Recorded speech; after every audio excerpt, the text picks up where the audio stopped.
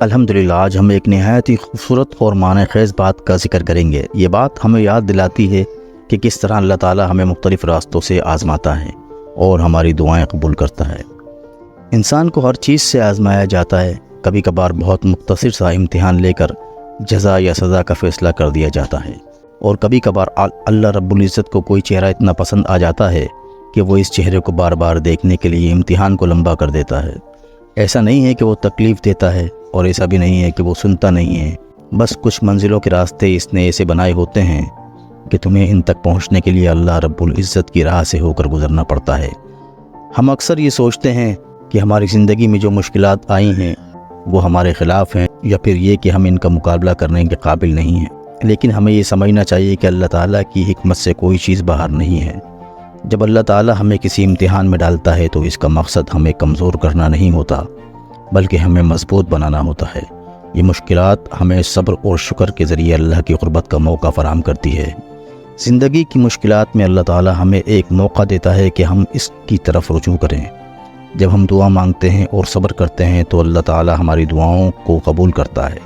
ہمیں یہ یقین رکھنا چاہیے کہ اللہ تعالیٰ کی مدد ہمارے ساتھ ہے اور وہ ہمارے ہر حال کو جانتا ہے۔ کبھی کبھار ہم یہ سوچتے ہیں کہ ہماری پسند کی راہ کیوں نہیں ملی، لیکن ہمیں یہ نہیں معلوم ہوتا کہ اللہ تعالیٰ نے جو راستہ ہمارے لیے منتخب کیا ہے وہ ہمارے لیے کتنا بہتر ہے۔ زندگی کے ہر موڑ پر اللہ تعالیٰ کی حکمت کار فرما ہوتی ہے۔ وہ ہمیں چھوٹے چھوٹے راستوں سے بڑی بڑی منزلوں تک پہنچاتا ہے، اور کبھی کبھار وہ ہمیں ایسے معجزے دکھاتا ہے جو ہماری توقع سے بڑھ کر ہوتے ہیں۔ ہمیں یہ بات ہمیشہ یاد رکھنی چاہیے کہ اللہ تعالیٰ کی راہ میں صبر اور شکر کا دامن کبھی نہیں چھوڑنا چاہیے۔ اللہ تعالیٰ کی ہر آزمائش میں ہماری بہتری ہوتی ہے، اور وہ ہمیں ان آزمائشوں کے ذریعے اپنی طرف رجوع کرنے کا موقع دیتا ہے۔ زندگی کے ہر امتحان میں ہمیں یہ یقین رکھنا چاہیے کہ اللہ تعالیٰ ہمارے ساتھ ہے اور وہ ہمیں کبھی بھی تنہا نہیں چھوڑتا۔ ہمیں اپنی دعاؤں میں مستقل مزاجی اور یقین کا مظاہرہ کرنا چاہیے۔ اللہ تعالیٰ ہماری دعاؤں کو سنتا ہے اور انہیں قبول کرتا ہے، لیکن اس کے قبول کرنے کا طریقہ اور وقت مختلف ہوتا ہے۔ ہمیں یہ بات سمجھنی چاہیے کہ اللہ تعالیٰ کی حکمت ہمارے سمجھنے سے بہت زیادہ ہے۔ وہ ہمارے لیے بہتر سے بہتر چیز کا انتخاب کرتا ہے اور ہمیں اپنی رحمت سے نوازتا ہے۔